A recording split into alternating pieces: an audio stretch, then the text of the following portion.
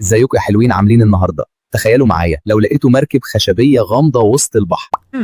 ايه اللي ممكن يحصل؟ يلا نبدأ حكايتنا النهاردة.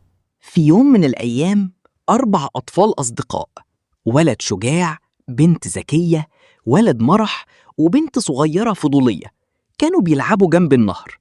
فجأة لقوا مركب خشبية غامضة عليها نقش بيقول: انظروا ماذا يقول: من يبحر سيكتشف جزيرة الرياح العجيبة. هذا رائع، لنذهب. من يبحر سيكتشف جزيرة الرياح العجيبة. قرروا يركبوا المركب، ومع أول هبة ريح اتنقلوا لمكان غريب، جزيرة مليانة أشجار بتتحرك مع الرياح، وجبال بتصدر أصوات زي الموسيقى. هناك الرياح قالت لهم: لازم تتعاونوا علشان تكملوا الرحلة.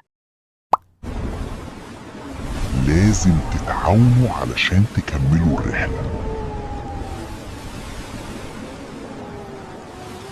الأطفال ال4 داخل كهف مظلم، بيكتشفوا تنين صغير محبوس بسلاسل من الرياح المضيئة. ساعدوني، حرروني من هذه السلاسل. الأطفال ال4 داخل الكهف بيتعاونوا بكل قوتهم علشان يكسروا سلاسل الرياح المضيئة اللي كانت حابسة التنين الصغير. اللحظة مليانة ضوء وسحر، والسلاسل بتتكسر وتتحول لشظايا مضيئة حوالين التنين اللي بدأ يفتح جناحاته بفرحة كبيرة.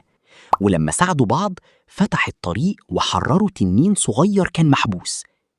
التنين شكرهم واداهم ريشة الرياح الذهبية وقال: التعاون هو سر القوة. ايه رأيكم في قصتنا؟ لو عجبتكم اعملوا لايك ومتابعة. قولوا لي في الكومنتات لو كنتوا مكان الأطفال كنتوا هتعملوا